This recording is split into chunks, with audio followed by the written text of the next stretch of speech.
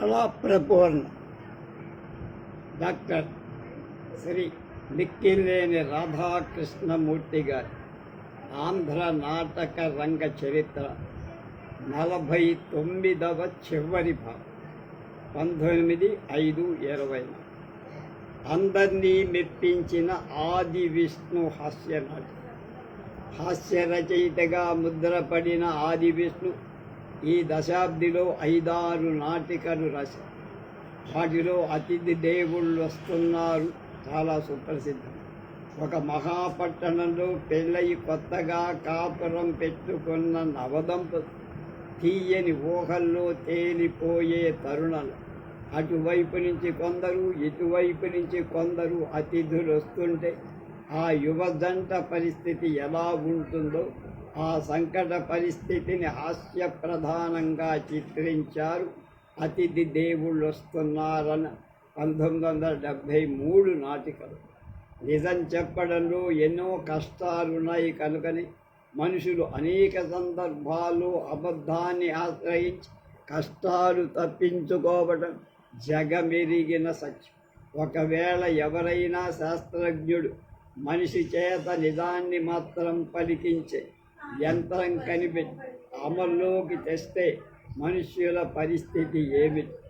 ఈ ఊహ మీద హాస్యరస స్ఫోరకంగా ఆది విష్ణు అల్లిన నాటికే నథింగ్ బట్ ట్రూత్ ప్రదర్శన అత్యంతాలను గిలిగింతలు పెట్టు. మళ్ళా టీవీ యూట్యూబ్ ఛానల్స్లో కూడా లై డిటెక్టర్ అని ఒకటి పెట్టి భార్యాభర్తల మధ్య తండ్రి కొడుకుల మధ్య తలముక్కళ్ళు ఎలా మోసం చేస్తారు ఆ అలాగే ఉద్యోగస్తులు ఇంటర్వ్యూలో వెళ్ళినప్పుడు వాళ్ళని ఎలా వాళ్ళ ఆట పట్టించి నిజాన్ని బయటకు కక్కిస్తారో మనం చూస్తూ ఉంటాం.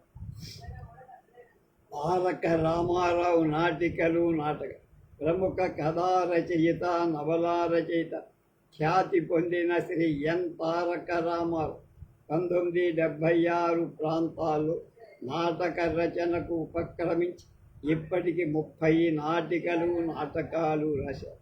వీరి నాటకాలన్నీ మొదట శ్రీ కళానికేతన్ హైదరాబాద్ వారిచే ప్రదర్శింపబడి తరువాత రాష్ట్రమంతటా ప్రదర్శించారు.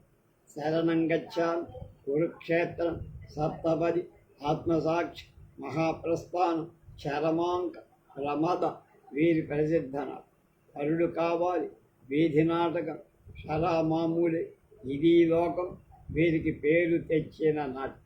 వీరి చరమాంకన్ నాటకాన్ని 1987 రాష్ట్ర ప్రభుత్వం అవార్డు లభించింది. అనేక హాస్య రచన ఈ దశాబ్దిలో పెక్కు హాస్య రచనలు వచ్చి టివి రమణమూర్తి గారి వశీకరణం, ఉత్తరం, రత్నగిరి గారి ఊహాజీవుడు, సుబ్బరామరెడ్డి పన్నీరు జల్లు, ఆగండి నేను వస్తున్నా కేఎస్టి సాయి గారి కలియుగ పురుషుడు, సముద్రాల అప్పదాచార్యుడు తులసి తీర్థం, మంచం మీద మనిషి, ధవళ సన్యాసిరావు గారి క్యూ, జంధ్యాల గారి గుండెలు మార్చబడును, బలరామమూర్తి గారి ఇల్లు అలికిన ఈగ మొదలైన హాస్య నాటికలు ప్రేక్షక లోకాన్ని బాగా అలరించాయి. భీషతి ఛాయ నాటి ప్రతీకార వాంఛ మనిషిని ఉన్నతుడుగా మార్చి విచక్షణాశక్తిని హరిస్తుందని, మానవత్వాన్ని నశింపజేసి మనిషిని మృగంగా మారుస్తుందని భీషతి లక్ష్మణరావు గారి ఛాయ నాటికలో వివరింప తన కుటుంబానికి తీవ్రమైన ద్రోహం చేశాడన్న కోపంతో అపకారం చేసిన వాడి పిల్లల మీద పగబడి వాళ్ళని చిత్రహింస పాలు చేస్తాడు ఒక వ్యక్తి. అమానుషంగా హింసిస్తాడు. కానీ ఆ పిల్లలు పగవాడి పిల్లలు కారని, తన పిల్లలే అని నిజం తెలుసుకున్న తర్వాత గుండెలు అవిసిపోయేటట్టు ఏడు. ప్రదర్శపరంగా దిగ్విజయం పొందిన నాటి వివిధ సమస్యలు, వివిధ రచన. చెయ్యని నేరానికి తప్పుడు కేసులో ఇరికి అమాయక స్త్రీలను ఎలా వేధిస్తారో, స్త్రీలకు పోలీస్ స్టేషన్లో కూడా రక్షణ లేని స్థితి, చేను మేసే దారుణ పరిస్థితులకు అద్దం. పెందుర్తి యువరాజు రచించిన నాగులు తిరిగే కోనలు అనే నాటి, శశిమోహన్ రచన ఫర్ సేల్ నాటికలు ఈ దేశంలో ఒక ఉద్యోగాలే కాదు, మనుషులు తమని, తమ సిద్ధాంతాలని, తమ అనుచరుల్ని, ఆఖరికి తమ ఆత్మలు కూడా అమ్మేస్తారు అనే ఆర్టికి దృశ్య రూపమే ఫర్ సేల్ నాది. మధ్యతరగతి సంసారంలో బాధలకు అవతలి గట్టు అంటూ ఉండదని, చక్కెరనేమి క్రమంలో కష్ట పరంపరలు వచ్చి పడుతూ మనుషుల్ని భయపెడుతూనే ఉంటాయని ఇతివృత్తంతో కరుణ హాస్యరసాల మెలవింపుతో చిత్రించిన నాటిక రాళ్లపల్లి వారి ముగింపు లేని కథ. సునిశిత వ్యంగ్యంతో నాటికలు వ్రాసిన వారిలో తనికెళ్ల భరణి గణనీయుడు. నేటి ప్రజాస్వామ్యంలో ది జ్యూర్, ది ఫ్యాక్టో సోవిరన్, అధికారం ఉండేదొకరు, నిజమైన అధికారం చలాయించేది అనేవి రాజకీయ శాస్త్రంలో వ్యర్థ పదాలు కాదని, సత్యాన్ని గార్ధబాండం గార్ధగుడ్ అనే నాటికలో సువ్యక్తం చేశాడు భరణి. ప్రజలను ఆకట్టుకున్న పాత్రో నాటకం. 1970 ప్రాంతంలో కలం పట్టిన శ్రీ గణేష్ పాత్ర 5 ఏళ్లకైనా గడవక ముందే ప్రథమ శ్రేణి నాటకకర్తగా లబ్ధ ప్రతిష్ఠ. రచనలు 10కి మించకపోయి రాసిన ప్రతి నాటకం అధికారంగ స్థలం మీద రక్తి కట్టి రసజ్ఞుల మెప్పుపై కథా వస్తువును తీసుకోవడంలో, కథనంలో, పాత్ర చిత్రణలు, సన్నివేశాల మేళవింపులు, మాటల కూర్పులో అంతటా నిత్య నూతన పరిమళాన్ని వెదజల్లిన ప్రతిభాశాలి గణేష్. ఆయన రచించిన తరంగ, అసుర సంఖ్య, త్రివేణి నాటకాలు, కొడుకు పుట్టాల అద్భుతమైన పావల, అది కూడా లాభం, ఆగండి కొంచెం ఆలోచించండి మొదలైన నాటిక ఆంధ్ర ప్రేక్షకుల అభిమానాన్ని దోచుకున్న ఉత్తమ రచన. అలరించిన తరంగాలున ఆనాటి నుంచి మానవ సమాజంలో 3 తరగతులను, పై, మధ్య, కింది, ఈ విభజన శాసించే శక్తి పేరే డబ్బు. ఈ 3 తరగతులకు నైతిక ప్రవర్తన దిక్సూచే డబ్బు. డబ్బు విషయంలో 3 తరగతుల వారు ప్రవర్తించే తీరు ఎలా ఉంటుందో తరంగాలు నాటకంలో మనసుకు హత్తుకొనేలా చెప్పి, అన్నీ కోల్పోయిన కింది తరగతి వారిలో నీతి నిజాయితీలు చెక్కు చెదరకుండా మిగిలే ఉంటాయని, అవే మానవ జాతి మనుగడకు శ్రీరామ రక్ష అని ధ్వనింపజేసి, నాటకంలో ప్రతి నటుడు 3 వేషాలు వేసి నటనలో వైవిధ్యాన్ని ప్రదర్శించడం ఈ నాటక వీలుకలు. ఆల్ ఇండియా సివిల్ సర్వీసెస్లో తరంగాలు ఉత్తమ ప్రదర్శనకు బహుమతి పడి ఆల్ ఇండియా బెస్ట్ యాక్టర్గా ఏ సిద్ధప్ప నాయుడు ఎన్నిక. పాత్రో రచించిన అసుర సంధ్య నాటకంలో నెలవులు తప్పిన మనుషుల గతులు ఎలా ఉంటాయి హృద్యంగా చిత్రిత. చిన్న చేపను పెద్ద చేప కబళించడం, పెద్ద చేపను అంతకంటే పెద్ద చేప హరించడం మాయాబజార్లో ముసలాడుతాడు.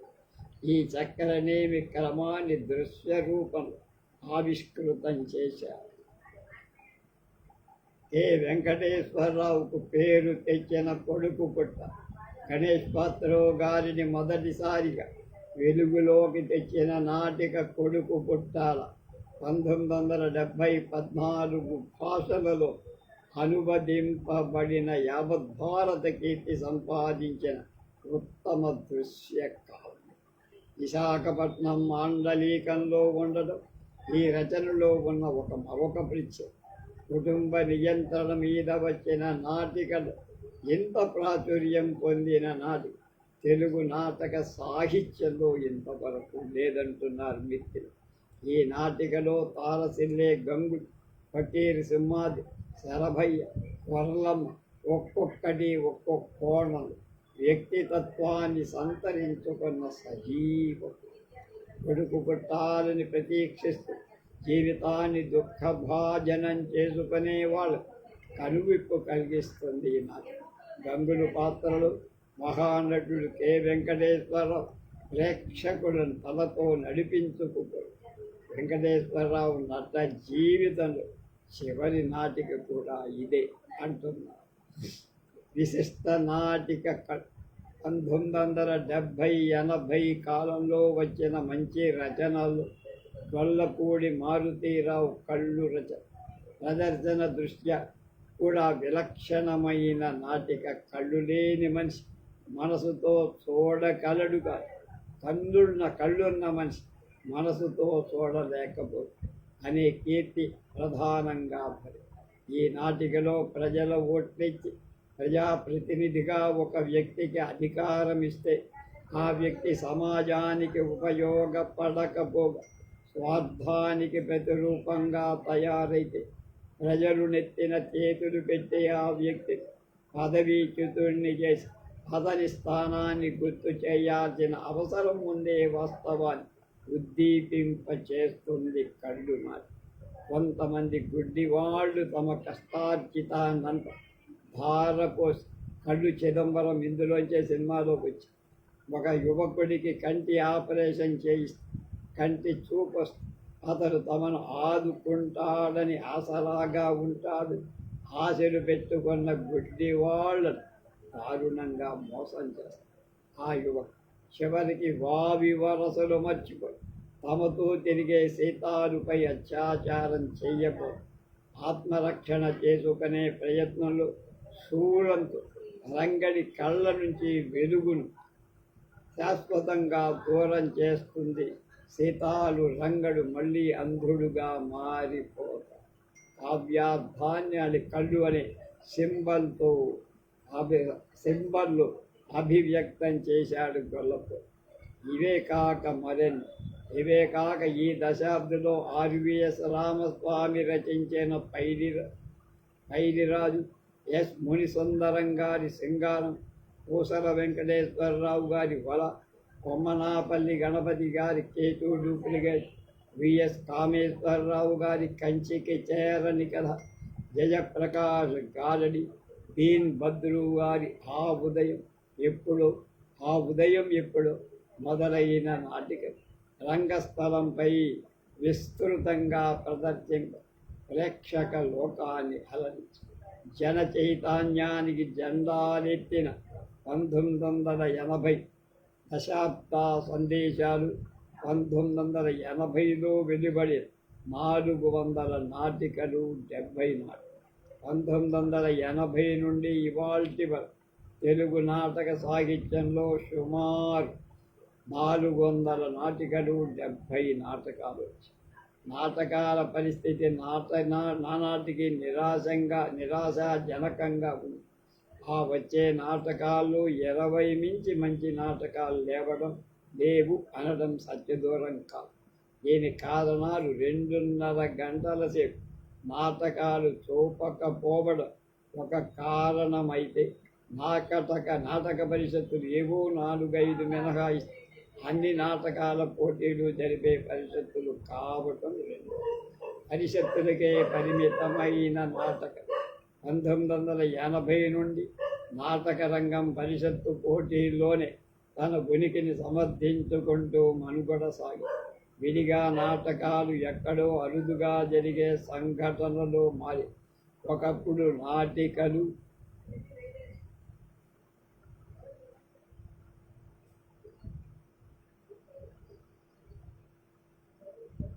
హై స్కూల్ నుంచి విశ్వవిద్యాలయం వరకు వార్షికోత్సవాలు ప్రదర్శింపబడి ఇప్పుడు పరిస్థితి పూర్తిగా మారి ఇప్పుడు ఆంధ్రదేశంలో వివిధ ప్రాంతాలు 66 నాటక పరిషత్తులు.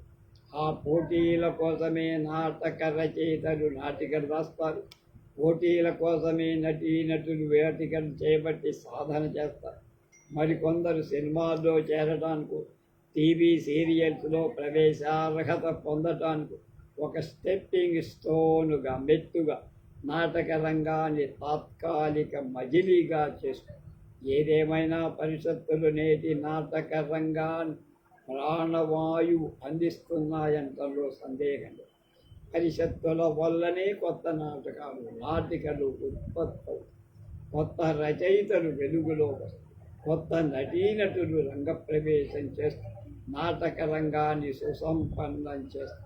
పరిషత్తులకు ప్రత్యామ్నాయం ఏర్పడే మార్గాంతరం లేదు. పరిషత్తుల నీడలోనే సేద తీర్చుకోకపో ప్రగతి బాట చూపిన వైవిధ్య రచన. ఇక ఈ 20 ఏళ్లలో నాటికల తీరుతెన్నులను పరిశీలిస్తే ముఖ్యంగా మనల్ని ఆకర్షించే లక్షణం కథా వస్తువులు గోచరమయ్యే అనంత వైవిధ్యం. సమకాలీన సమాజం ఎదుర్కొంటున్న సమస్యల్ని భిన్న కోణాల నుంచి పరిశీలి కొందరు మనోజ్ఞమైన నాటక సృష్టి చేశారు. గడిచిన 2 దశాబ్దాలలో 1980 నుంచి 2000 వరకు వెలువడిన ఈ క్రింది నాటక సాహిత్యం మన ప్రగతిని, నాటక రంగ వైభవాన్ని దుర్గోచరం చేస్తారు. ప్రతిభావర్ధులే వర్ధమాన రచయితల రచయితలు తపస్సు పల్లేటి లక్ష్మీ కులశేఖర్, కాలజ్ఞానం నునుము నాగభూషణం, జారుడు మెట్లు కాబూరి సత్యనారాయణ, రావణ కాష్టం కాబూరి సత్యనారాయణ, అమ్మ ఆకేళ్ల, రేపటి శత్రువు ఆకేళ్ల, పక్కెట్లో పుట్టింది వైఎస్ కామేశ్వరరావు, ఏడవకండేవడవండి మారెళ్ళ, హింసధ్వని వల్లూరి శివప్రసాద్, ఎడారి కోయిల వల్లూరి శివప్రసాద్, హిమాగ్ని ఏ భాస్కర్ చంద్ర, కొయ్య గుర్రం ఏ భాస్కర్ చంద్ర, వామన వృక్షం ఏ భాస్కర్ చంద్ర, వరుడు కందిపళ్ళ సాంబశివరాం, ఇప్పుడు పిఆర్ రామ్ కుమార్, యజ్ఞఫలం బీనీడు కృష్ణయ్య, బేతాడ ప్రశ్న కంచెర్ల సూర్యప్రకాశరావు, రాయి ఎస్ఎంవి గోపాలరాజు, బహురూపి శిష్ట్యా చంద్రశేఖర్. నాటకం రచయిత కడమటి గాలి పాటి బండ్ల ఆనందరావు, అద్భుతమైన రెస్పాన్స్. కాకి ఎంగిలి ఆకేల్, క్రాస్ రోడ్స్ ఆకేల్, కొంటెద్దు బండి ఎల్బి శ్రీరామ్, కుర్చీ డి విజయ భాస్కర్, అమృతం తాగిన రాక్షసుడు శ్రీశైలమూర్తి. పైన పేర్కొన్న నాటిక నేటి మన నాటక సాహిత్యంలో వస్తు వైవిధ్యాన్ని, వైశిష్ట్యాన్ని ప్రస్ఫుటం చేసే మత్తుత్వం. మడి దీపాలు వెలిగించిన మహిళా రచయిత 1980 నుంచి 2000 కాలంలో 220 మంది నాటకకర్తలు నాటికలు రాయటం బహుశా ఏ భారతీయ భాషలో ఇంతమంది నాటక రచయిత ఏకకాలం కళలు కదిలించిన ఆధారాలు లేవు. శ్రీమతి శారద అశోకవర్ధన్, మబ్బుతెర మళ్ళీ వసంతం, అత్తలూరి విజయలక్ష్మి మ్యాచ్ ఫిక్సింగ్, మాదిరెడ్డి సులోచన అమ్మకానికో అబ్బాయి, అత్తిలి పద్మావతి కృష్ణ, సంధ్యా ఛాయ వంటి రచయితలు రంగస్థల నాటికలు రచించడం తెలుగు నాటక రంగం గర్వించాల్సిన విషయం. నాటక రంగాన్ని తమ రచనలతో పరిపుష్టం చేసిన వారిలో ఈ క్రింది నాటకకర్తలు ప్రముఖంగా చెప్పదగిన: పిటి మాధవన్, వీరపల్లి వీణావాణి, వై సాయిబాబా, మార్గశీర్ష, ఎం సంజీవి, కేకేఎల్ స్వామి, భక్తుల రామకృష్ణ, గోళ్లపాటి నాగేశ్వరరావు, శంకరమంచి పార్థసారి, టివి కృష్ణమూర్తి, తరికెళ్ల భరణ్, ఉదయభాను ప్రభృతు తమ రచనలతో రసజ్ఞలోకాన్ని అలరు. ఈ 20 ఏళ్లలో వివిధ రచయితలు రాసిన నాటిక స్థూలంగా ఇలా వర్గీకరించారు: కుటుంబ వ్యవస్థ, విద్యా వ్యవస్థ, పోలీస్ వ్యవస్థ, బడుగు వర్గాల సమస్యలు, స్త్రీ సమస్యలు, హాస్యరచన, వివిధ అంశాలు.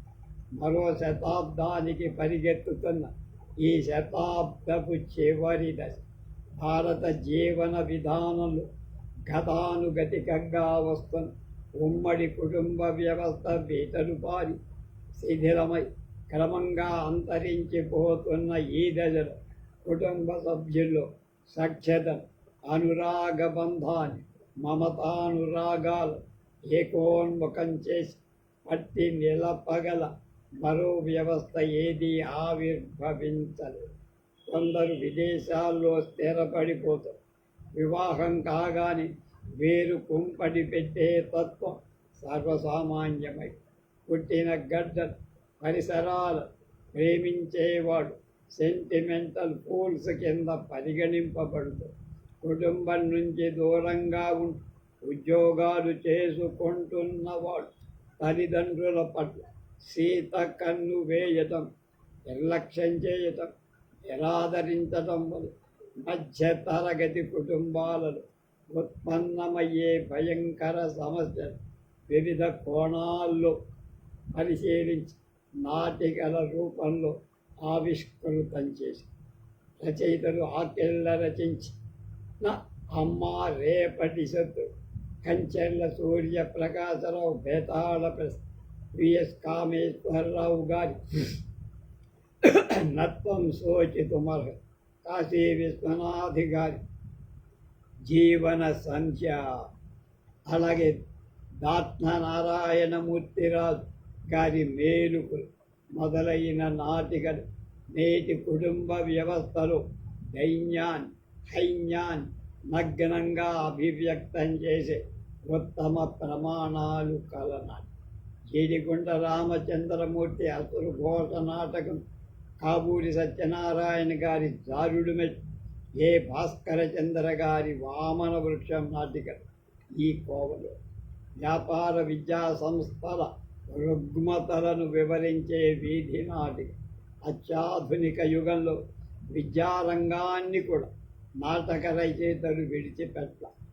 విద్యా వ్యవస్థలో నెలకొన్న అస్తవ్యస్త పరిస్థితులు, తల్లిదండ్రుల నిర్లక్ష్యం, ఉపాధ్యాయుల బాధ్యతారాహిత్యం, సంస్కారాన్ని క్రోధి చెయ్యలేని చదువులు, విజ్ఞానం కంటే ధనార్జనే జీవిత ధ్యేయంగా రాజ్యం చేస్తున్న పరిస్థితుల ప్రభావం ఇవన్నీ నేటి రచయితలకు కథా వస్తువులు.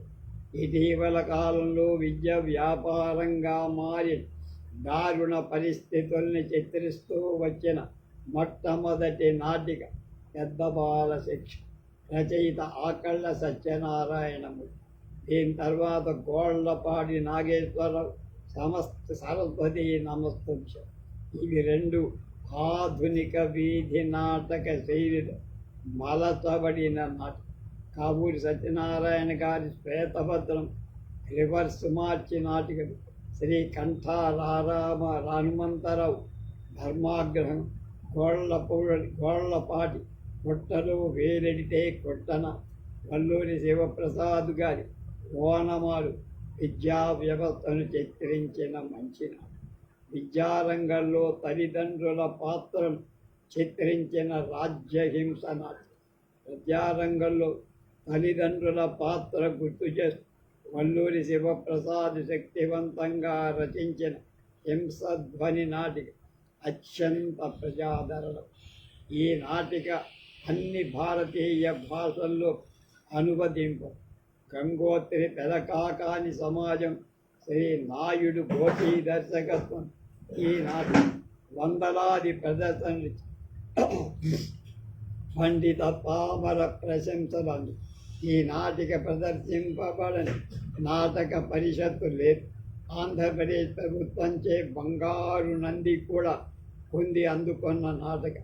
ఉత్తమ నాటిక హింసధ్వని శ్రీయుతులు Naidu Gopi, T Sai Kumar, CH Rajithamurthy, B Baburao Chanti, Shrimati B Bhargavi, Shrimati M Ratnakumari తదితర నట బృందం ఈ నాటికకు అఖండ విజయాన్ని చేకూరు.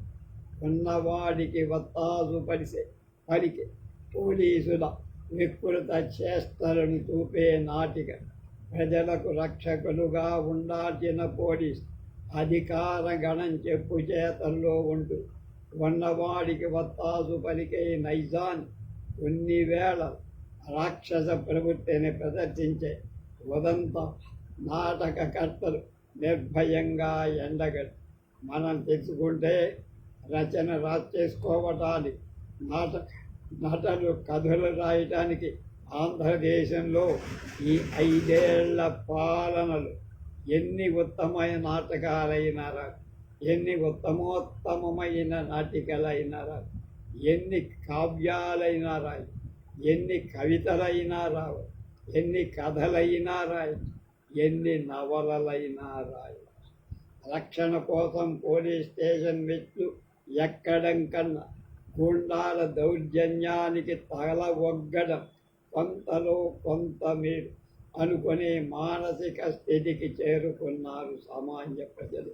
బ్రిటిష్ ప్రభుత్వంలో కన్నా స్వచ్ఛ భారతంలోని పోలీసుల చేతుల్లో కష్టజీవుల బడుగు వర్గాలు చిత్రహింసలకు ఎక్కువ గురి అయ్యారని అభిప్రాయం కాదు, దాని గురించిన నిజం కూడా. లాకప్ డెత్, బూటకపు ఎన్కౌంటర్, పోలీసు లాకప్లో ఆత్మహత్య, స్వాతంత్ర అనంతరం పోలీసు రాజ్యంలోనే మనం వింటున్నాం. పోలీసుల అత్యాచారాలకు ప్రతిబింబం రాజ్యహింస. ఒక మంత్రి గారి మనవడు తాగిన మైకంలో ఒకరిని దారుణంగా హత్య చేస్తారు. రాజు తలచుకుంటే దెబ్బల కొదవ. ఇవాళ కూడా ఎలక్షన్ అయిన తర్వాత ఎంత భీకర దారుణ హింసా ప్రవృత్తి మనకు చెలరేగిందో గత 3-4 రోజులకు. అలాగే సాక్షిని లాకప్లో పెట్టి చిత్రహింసలు పెడతారు. ఎన్ఫోర్స్మెంట్ డైరెక్టరేట్ చేసే పని అవిధి నిరోధకం చట్టం కింద ఇష్టం వచ్చినట్టుగా జైల్లో పెట్టడం, బాధలు పెట్టడం చూస్తున్నాం. చివరికి అతను పిచ్చివాడుగా మరి ఇది ఎం సంజీవి గారి రాజ్యహింస నాటికలు పోలీస్ అత్యాచారాలను ఎంత నిర్భయంగా వెల్లడించిన నాటిక తెలుగులో రాలా. పులకాయస్థ అనేటువంటి ఒక న్యాయం కోసం పోరాడేటువంటి వాడు దాదాపు 1.5 ఏళ్ల జైల్లో పెట్టి నానా బాధలు గురి చేస్తే 2-3 రోజుల కిందనే సుప్రీంకోర్టు అతనికి బెయిల్ ఇచ్చి బయటికి తీసుకొచ్చి, అలాగే కేజ్రీవాల్ ఢిల్లీ ముఖ్యమంత్రి, అతని మీద కూడా అలాంటిది. ఇలాంటివన్నీ ఎన్నో వెలుగులోకి వస్తున్నాయి. పోలీసుల ఏకపక్ష నిర్ణయ నిరంకుశత్వాన్ని, పాశవికతను వివిధ కోణాల్లో విశ్లేషిస్తూ మరికొన్ని నాటకాలు వచ్చి ఎస్పి సుబ్బారెడ్డి గారి జాతి స్మరామి, ప్రార్థన, కప్పగంతుల మల్లికార్జునరావు ఆశయ బద్ధత, ఏ శరత్ చంద్రారెడ్డి శివోహం కాదు శవోహం, పిబికే శర్మ రచించిన ద రూట్ మొదలైన పోలీసు అక్రమాలపై సంధించిన విమర్శనాస్త్రాలే. 3 తరగతుల స్త్రీల సమస్యలను ప్రబోధాత్మకంగా తీర్చిదిద్దిన నాటిక. 1980-2000 కాలంలో సంఘంలో స్త్రీలు ఎదుర్కొంటున్న సమస్యలను విశ్లేషిస్తూ అత్యధిక సంఖ్యలో నాటికలు, కొన్ని నాటకాలు వచ్చాయి. వాటిలో 3 వర్గాల స్త్రీ జీవితాలను ఆవిష్కరించదంతని. పురుషాధిక్య సమాజంలో పురుషుడి నిరంకుశ ధోరణి తలొగ్గిపోతూ పొసెసివ్ సఫరస్సుగా జీవితంలో రాజీపడి బతికే స్త్రీలు ఒక వర్గం, చదువు సంధ్యలు తెలివితేటలు ఉన్న సంఘానికి కట్టుబాట్లకు భయపడి నిస్సహాయంగా నిష్క్రియాపరులుగా ఉండిపోయే స్త్రీలు 2వ వర్గం కాగా, పరిస్థితుల్ని ఎదిరించి కార్యాలని సాధించే స్త్రీలు 3వ వర్గానికి చెందిన వాళ్ళు. ఇలా సాంప్రదాయబద్ధులు, నిష్క్రియాపరులు, కార్యసాధకులు అనే 3 తరగతుల స్త్రీల జీవిత సమస్యల తోరణాలకు మన నాటక ప్రబోధాత్మకం, నిర్మాణాత్మకం నాటికలు రచించి స్త్రీ జనాభ్యుదయాన్ని చక్కని బాటలు వేశారు. ప్రజలను ఆలోచింపదు. కొందరు రచయితలు వాళ్ళ రచన ఎస్కే ఆంజనేయులు గారి రాధికా స్వాంతం నాటిక ఈ దశలో తొలిమెట్. మార్గశీర్ష రచించిన శ్వేతభద్రం నాటకం, నునుము నాగభూషణం గారి కాలజ్ఞానం నాటిక, మారెళ్ళ సతీశమీవహిని ఏ భాస్కర చంద్ర హిమాగ్ని, కొయ్య గుర్రం నాటికలు స్త్రీ సమస్యల తీవ్రత హృద్యంగా అభివ్యక్తం చేసిన చైతన్య తరంగాలు.